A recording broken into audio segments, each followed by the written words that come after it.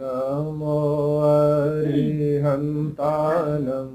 नमो नमो नमो सिद्धानं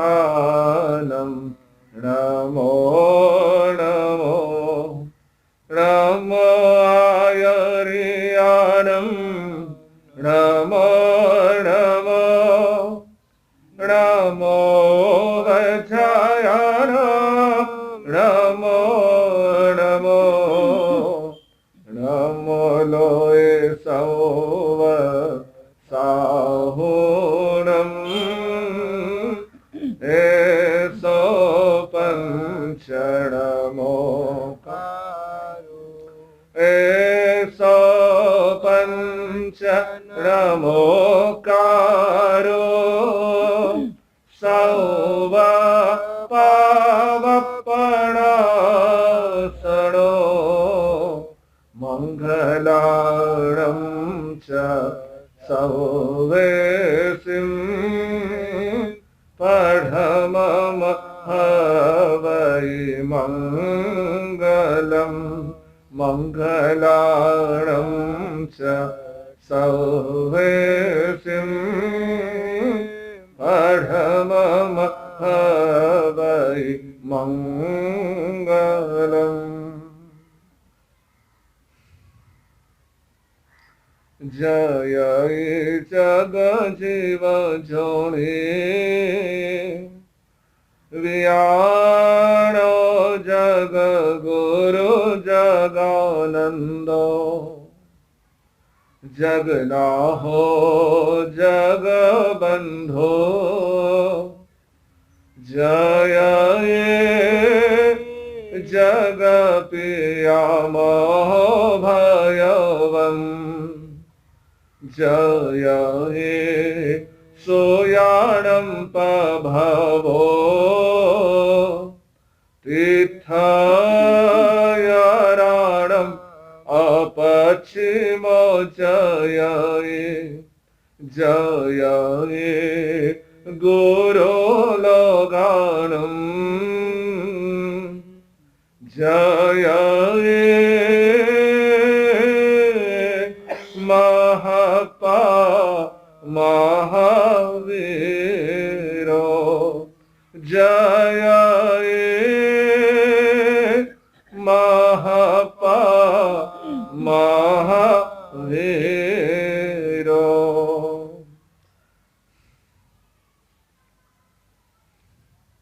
महामंत्र नवकार की महिमा विस्तृत जग में है भारी वीर प्रभु की आगम वाणी जन जन को है हितकारी वीर प्रभु आगम वाणी जन जन को है शास्त्रोद्धारक अमोलक गुरु का जैन जगत है आभारी गुरुओं के गुरु आनंद कल्याण हम सब के हैं उपकारी तारक गुरु के चरण कमल में है वंदन शत शत बारी है वंदन शत शत बारी।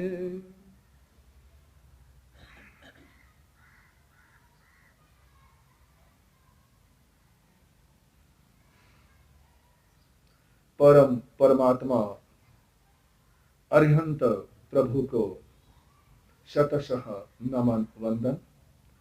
श्रमण संघीय सलाहकार ओपू प्रवर्तक नवकार साधक पूज्य गुरुदेव श्री जी के पावन चरणों में शतशः नमन वंदन। सहयोगी मुनि श्री सुदित ऋषि जी, श्री शिवेंदु ऋषि जी, भाग्यशालियों, श्री अमोलक जैन विद्या प्रसारक मंडल के परिवार के सभी सदस्यगण, सभी पदाधिकारीगण, सभी प्रिंसिपल, टीचर्स, सभी मेंबर्स, ये हमारा सौभाग्य है कि हम इस आंगन में उपस्थित है, क्योंकि यह वह आंगन है, यह वह वृक्ष है जिस वृक्ष का बीज के रूप में, पौधे के रूप में अंकुरन, वपन हमारे अपने पितामह गुरुदेव ने किया था। आप सबसे मिलकर बड़ी प्रसन्नता का अनुभव हो रहा है।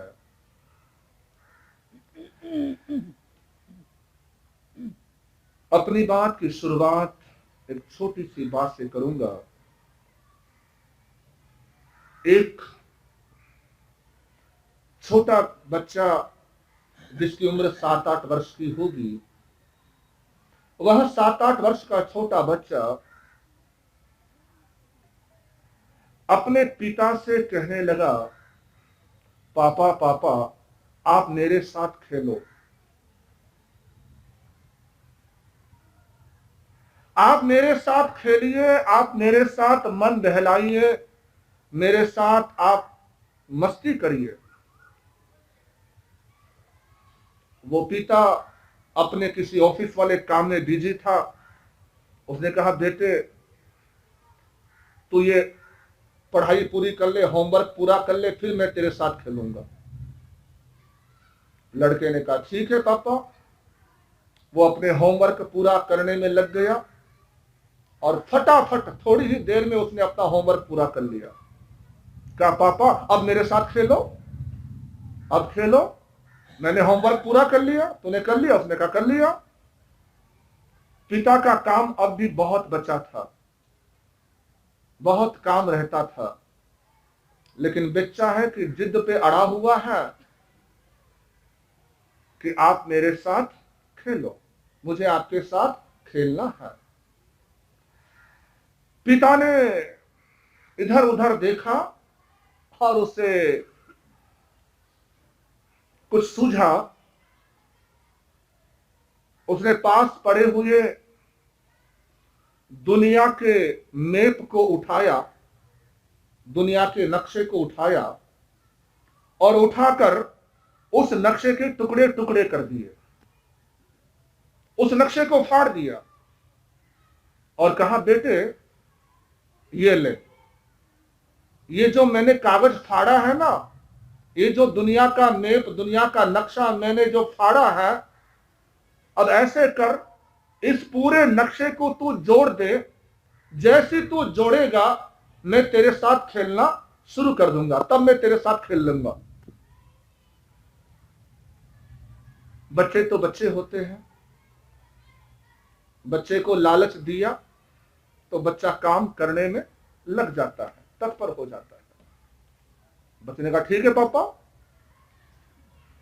इधर पापा ने सोचा, उस भाई ने सोचा कि चलो अब आधा 1 घंटा 2 घंटा झंझट मिटेगी, है ना। 2-3 घंटा ये बच्चा परेशान करने वाला नहीं है, क्योंकि अब ये नक्शा है, इसे जोड़ना नामुमकिन है, असंभव है। ये प्रयास करता रहेगा, करता रहेगा, करता रहेगा, लेकिन इसको सफलता मिलने से रही। शायद ही ये इस काम में सफल हो, शायद ही इस काम को ये कर पाए, और तब तक मुझे अपना काम करने में अच्छा टाइम मिल जाएगा, अच्छा वक्त मिल जाएगा और मैं अपना काम कर लूंगा। इधर वो पिता अपने काम में लग गया, उधर वो छोटा बच्चा भी अपने काम में लग गया। कौन से काम में? हाँ जी, नक्शे को बनाने में, जोड़ने में, नक्शा एज इट इज बनाने में वो लग गया। आपको जानकर ताज्जुब होगा, हैरानी होगी कि उस बच्चे ने मात्र 3-4 मिनट में नक्शा जोड़ दिया, मात्र 3-4 मिनट में। पापा पापा पापा मैंने नक्शा जोड़ दिया, मैंने नक्शा बना दिया, मैंने मैप बना दिया। उस पिता ने सुना, उसे अचरज हुआ, क्या बेटा तूने जोड़ दिया? उसने कहा हाँ जोड़ दिया, बना दिया, बना दिया, देख लो आप। पास नहीं हुआ, यकीन नहीं हुआ, भरोसा नहीं हुआ कि छोटे से बच्चे ने भला फाड़े हुए चित्र को कैसे किया होगा, और वो भी चित्र कोई ऐसा वैसा नहीं, बल्कि पूरी दुनिया का चित्र, पूरे विश्व का चित्र। और पिता ने जब उस जोड़े हुए कागज को देखा, उसकी आंखें फटी की फटी रह गई, दंग रह गया, दांतों तले उंगली दबाता रह गया। कमाल है, कमाल बेटा, तूने कमाल कर दिया, तूने ये कमाल कैसे कर दिया? अरे बेटे, इस चित्र को बनाना बड़े बड़े भूगोल के ज्ञाताओं को भी नहीं जम सकता। भला फाड़ा हुआ चित्र में कैसे पता चलेगा कि कौन सा देश कहां पर है? इंग्लैंड कहां पर है, रूस कहां पर है, चाइना कहां पर है, इंडिया कहां पर है, अमेरिका कहां पर है, लंदन कहां पर है? ये सारे अलग अलग देशों को बराबर जोड़ देना, बराबर जो जहां है, जैसा देश जहां है, अफ्रीका ये वो जो देश है, उन सभी देशों को तूने बराबर जोड़ दिया है। जो जहां है वहीं पर वो देश है, वैसा ही बना हुआ है जैसे ये पहले था। मूल रूप में जैसा नक्शा था वैसा तूने बना दिया। मेरे बच्चे, मुझे ये तो बता कि तूने ये कमाल किया कैसे? मैं इतना बड़ा हो गया, मैं भी ऐसा नक्शा जोड़ नहीं सकता, मुझे भी जोड़ने में पसीने छूट जाए। और तूने जोड़ा ही नहीं, बल्कि थोड़ी से मिनटों में, चुटकियों में, चुटकी में तूने जोड़ दिया। मात्र 3-4 मिनट में तूने चित्र बना दिया। ऐसा कमाल कैसे किया? ऐसा चमत्कार कैसे किया? और छोटे बच्चे ने कहा, पापा आप मेरे साथ खेलो, आप मेरे साथ खेलो। पापा ने कहा, बच्चे बिल्कुल मैं तेरे साथ खेलूंगा, लेकिन पहले तू ये बता कि तूने ये कमाल किया कैसे? उसने कहा, पापा आप, वो बच्चा जो अपने पापा से कहता है, वो बात मैं आप सबके ध्यान में लाना चाहूंगा, आप सबका ध्यान उस और ले जाना चाहूंगा जो उस बच्चे ने बात कही। उस बच्चे की उस बात में बहुत बड़ी बात हम सबके लिए है, आप सबके लिए है। एक बहुत बड़ा मैसेज, एक बहुत बड़ा संदेश उस बच्चे के कही हुई बात में निकलता है। उस बच्चे ने कहा, पापा इस विश्व के चित्र को बनाना मेरे लिए इसीलिए मुश्किल नहीं था, मैं इसीलिए इस चित्र को बना पाया, इसीलिए मैं इस चित्र को जोड़ पाया, इसीलिए मैं इस चित्र को चुटकी में जैसा था वैसा कर पाया, क्योंकि पापा इस कागज का जो मानचित्र जो है, देश का, विश्व का, ये जो मानचित्र का जो कागज है, इस कागज के पीछे एक इंसान का चित्र बना हुआ है, एक इंसान का चित्र बना हुआ है, आदमी का चित्र बना हुआ है। मैंने कुछ नहीं किया, मैं आदमी का चित्र बनाता गया। जहां सिर था वहां सिर लगाया, जहां आंखें थी वहां आंखें लगाई, जहां नाक थी वहां नाक लगाई, जहां होंठ थे वहां हाथ लगाए, हाथ पांव सारे, जैसे शरीर का पूरा स्ट्रक्चर होता है वैसे मैंने पूरी बॉडी बना दी, पूरा शरीर बना दिया। जैसे मैंने आदमी का चित्र बनाया, दूसरी तरफ कौन सा चित्र बना? कौन सा चित्र बना? दुनिया का चित्र बना, दुनिया का चित्र बना। यानी एक इंसान यदि बनता है तो दुनिया बनती है। एक इंसान यदि सुधरता है तो पूरी दुनिया सुधरती है। एक इंसान यदि बदलता है तो पूरी दुनिया बदलती है, पूरी दुनिया बदलती है। क्योंकि एक एक से जुड़कर दो बनते हैं, दो दो से जुड़कर चार बनते हैं, चार से जुड़कर आठ बनते हैं, आठ से बनकर 80 बनते हैं, 80 से जुड़कर 800 बनते हैं, 800 से 8000 बनते हैं, 8000 से 8 लाख बनते हैं, और 8 लाख से 8 करोड़ बनते हैं, और 8 करोड़ से 8 अरब बनते हैं। शुरुआत कहां से होती है? शुरुआत कहां से होती है? एक से एक। और आप सभी उसी प्रयास में लगे हुए हैं, आप सभी उसी कार्य में लगे हुए हैं, आप सभी उसी चीज में अपने जीवन का अनमोल समय लगा रहे हैं। एक का निर्माण, एक बच्चे का निर्माण।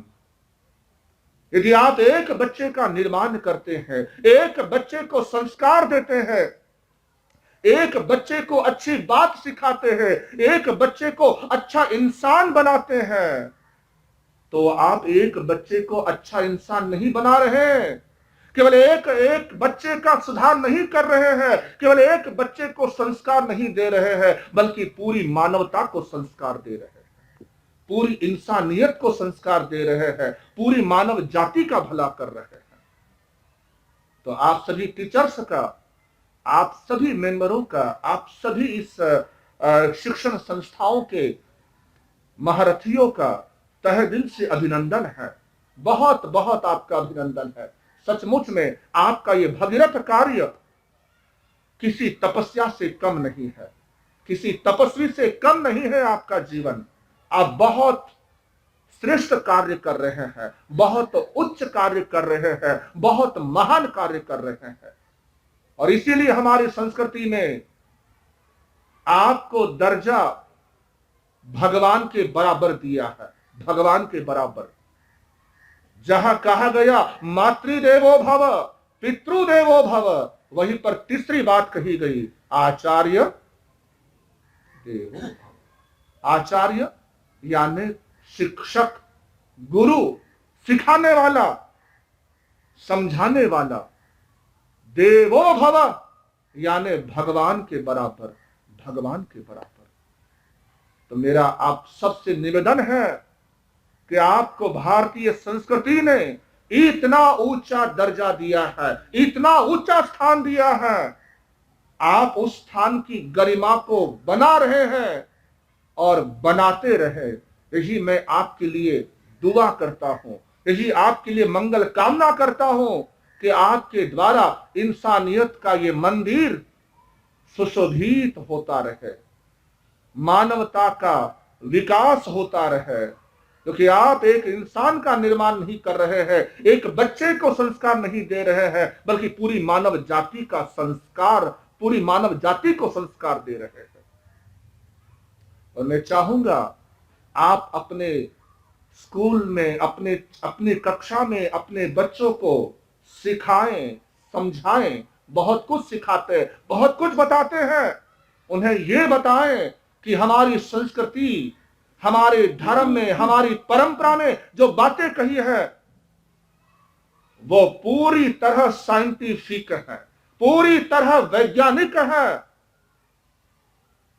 आज का साइंस जिस बात को कह रहा है, उस बात को हमारे धर्म ने, हमारी संस्कृति ने वर्षों पहले कह दिया था, वर्षों पहले कह दिया था। आज के बच्चे बड़े लॉजिक वाले माइंड वाले हैं ना, है ना, बड़े लॉजिकल होते हैं, बड़े वो प्रश्न करते हैं, क्वेश्चन पुट करते हैं कि ऐसा क्यों है, ऐसा क्यों है, ऐसा क्यों है, ऐसा क्यों है।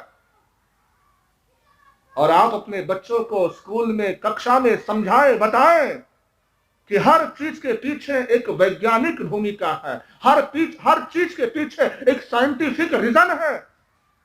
कोई भी तथ्य और कोई भी कथ्य ऐसा नहीं जिसके पीछे कोई साइंस नहीं छिपा हुआ हो, कोई वैज्ञानिक बात ना छिपी हो।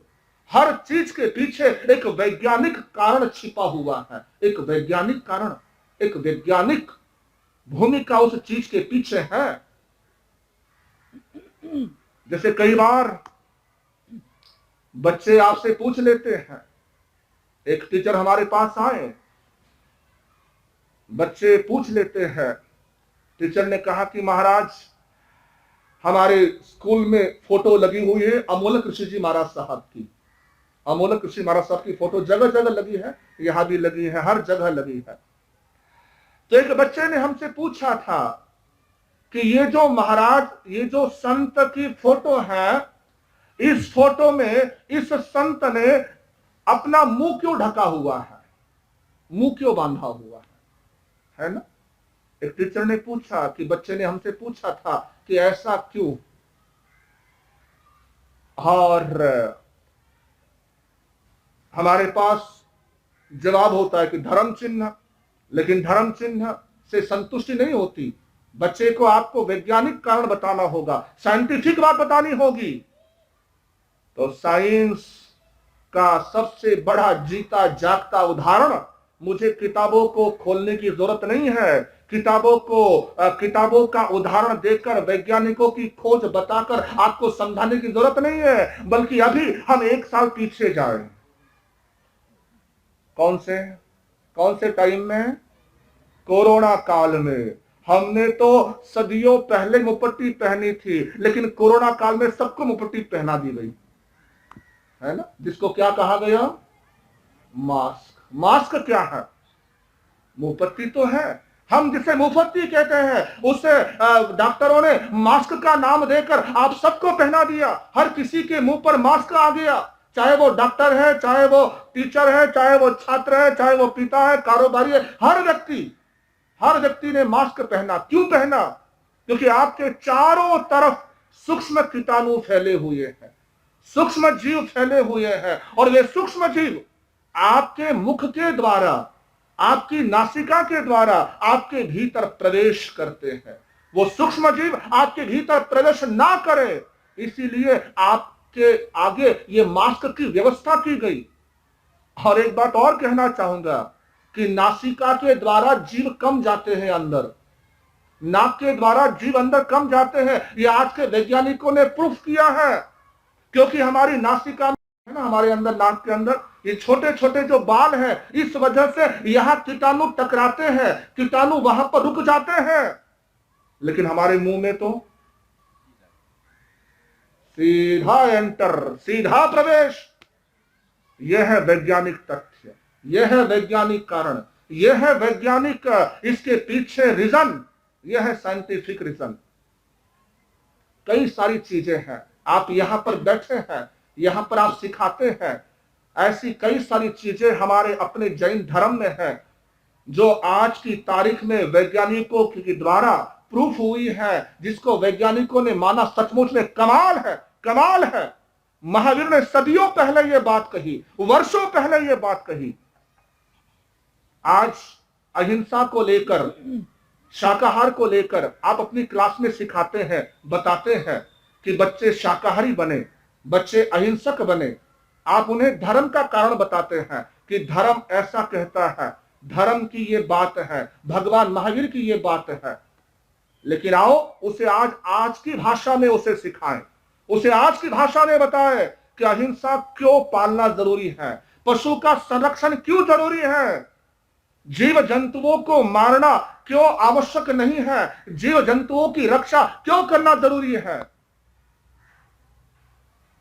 साइंटिफिक रीजन है इसके पीछे, साइंटिफिक कारण है इसके पीछे।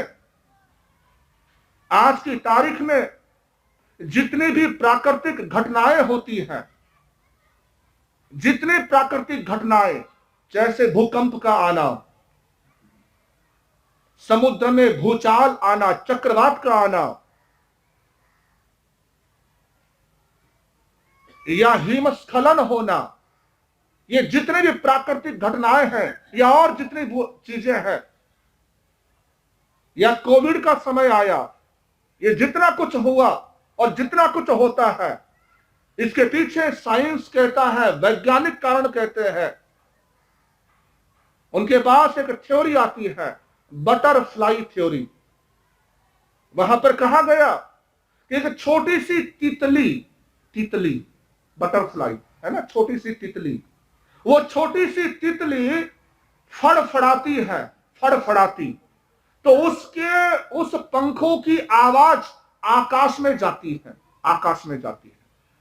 ठीक वैसे ही जितने भी पशु पक्षी हैं, उन सभी पशु पक्षियों की चित्कार जब उनके गर्दन पर छुरी चलती है, जब उनको खत्म किया जाता है, तो उनकी आवाज आकाश मंडल में छाती है, आकाश मंडल में जाती है, और वो आवाज आकाश मंडल में जाकर कई गुना होकर धरती पर आकर गिरती है, धरती पर आकर गिरती है, और तब कहीं जाकर धरती पर ऐसी कुछ आपदाएं आती हैं, तब धरती पर ऐसे संकट आते हैं, तब धरती पर मानवता पर ऐसे घनघोर संकट के बादल मंडराते हैं, बादल मंडराते हैं।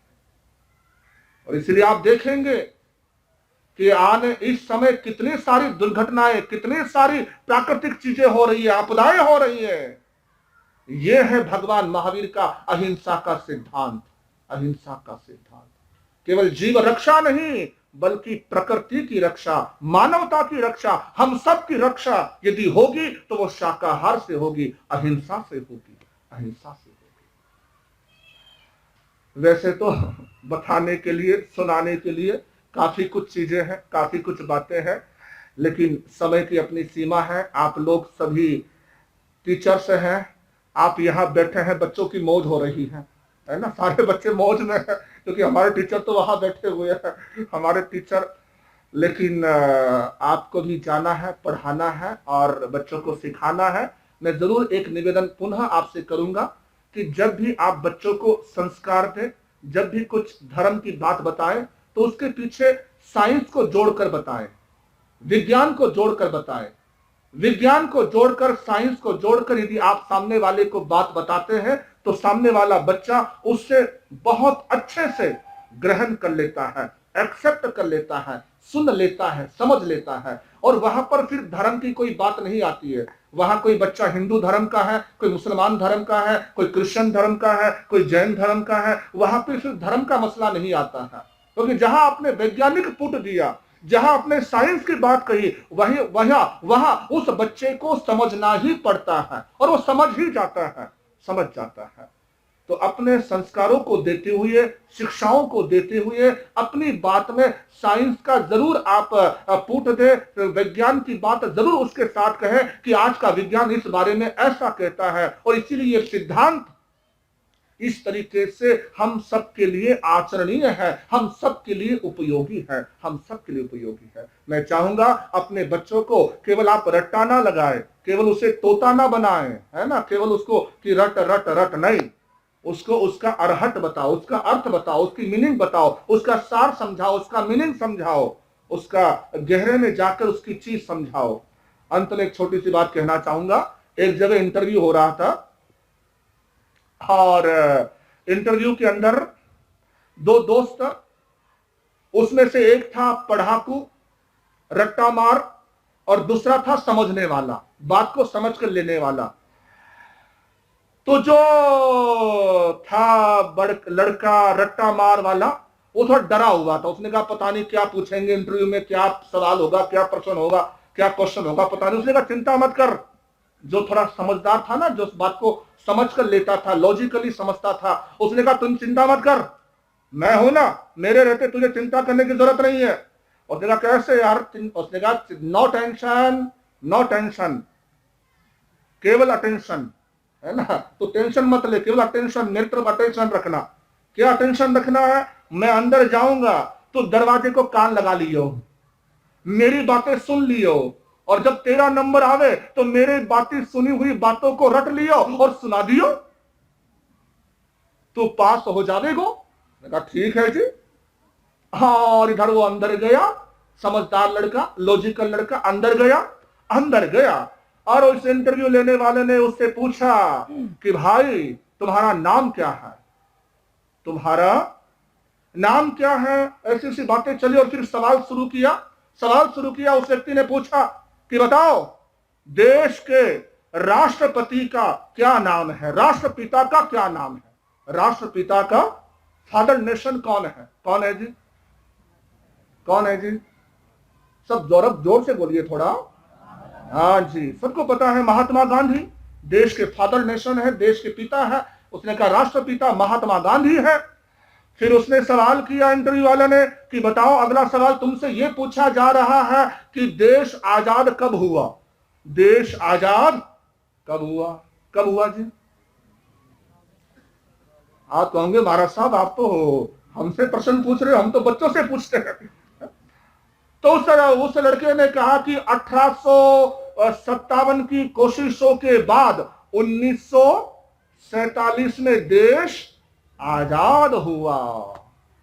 अब वो जो लड़का था ना बाहर, वो कान लगाकर सुन रहा है क्या जवाब था। अच्छा ये बोला, पहला प्रश्न वो था, दूसरा जवाब ये है, पहला जवाब वो, दूसरा जवाब ये। वो रटने लगा। महात्मा गांधी 1857 1947 1947 1857 महात्मा गांधी।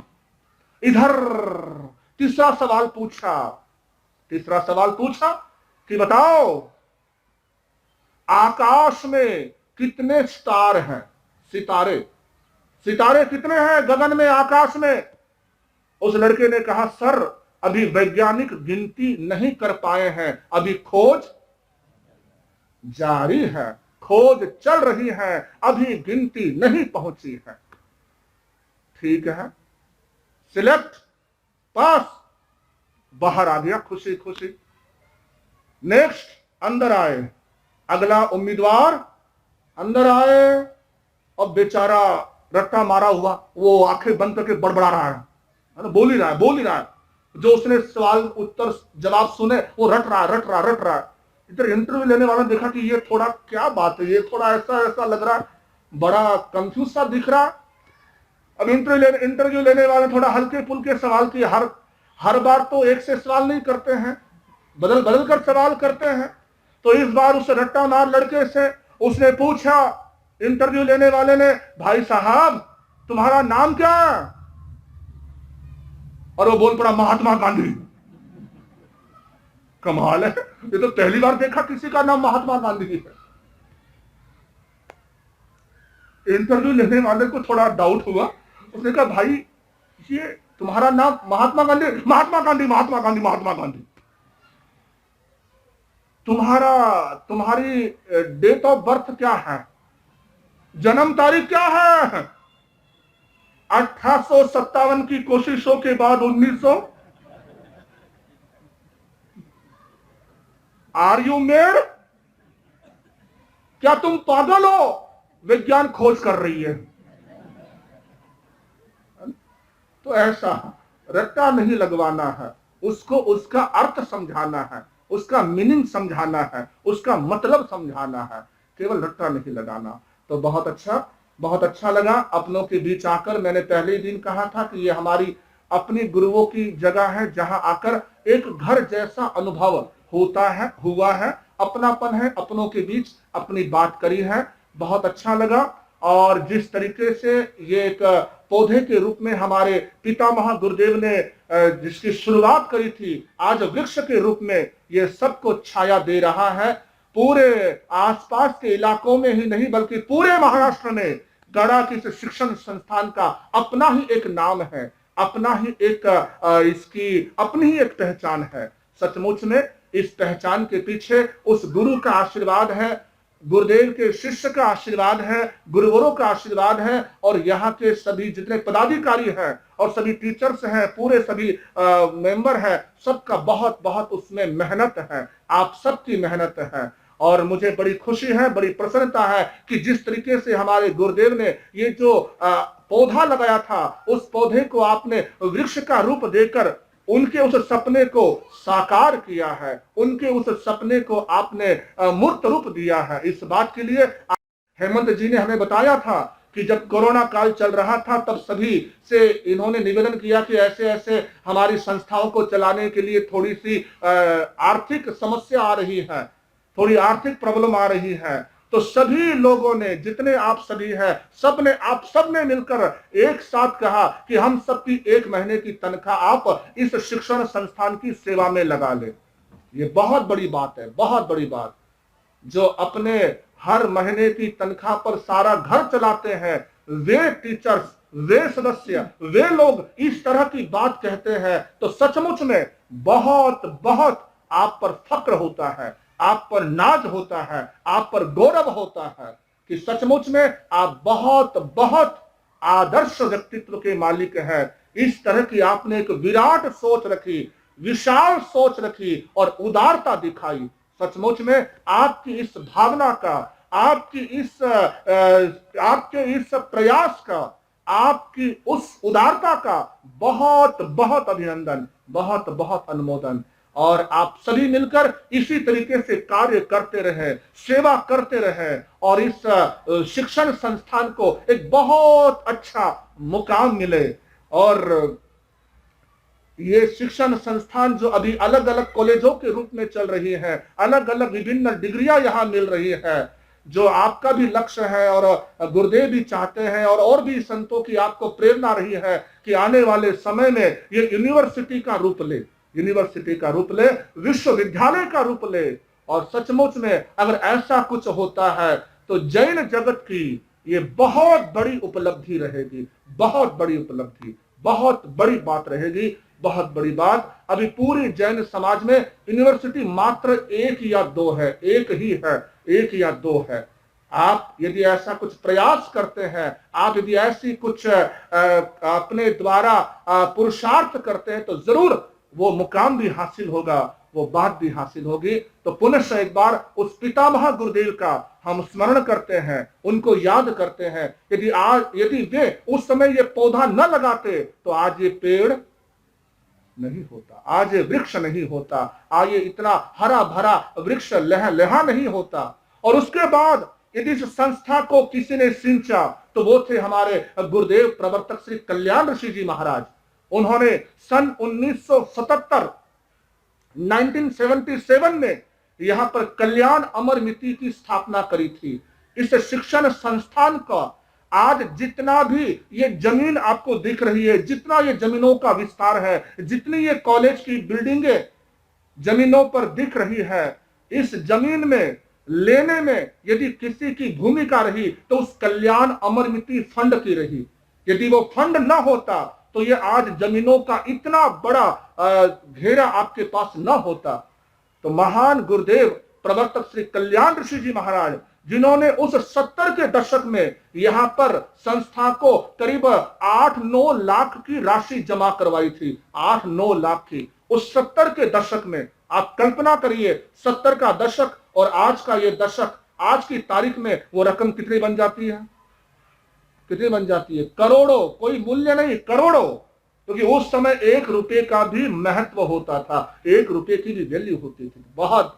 उस महान गुरुदेव का भी हम स्मरण करते हैं, जिनकी वजह से आज इतनी बड़ी जमीन है और उस जमीन पर ये सारे कार्य, ये सारे कॉलेज हैं। तो मैं चाहूंगा कि जैसे आपने गुरुदेव अमोलक को याद रखा, वैसे गुरु कल्याण को भी साथ साथ यहाँ पर याद रखे।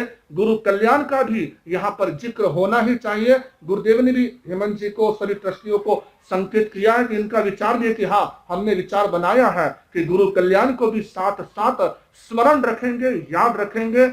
और मैं पुनः एक बार आप सबको बहुत बहुत धन्यवाद देता हूं कि आपने अमोलक नाम को बहुत बहुत विस्तार रूप दिया है, बहुत विस्तार रूप दिया है। इस बात के लिए पुनः एक बार आप सबका अभिनंदन, आप सबका अनुमोदन। बहुत बहुत धन्यवाद, बहुत बहुत साधुवाद।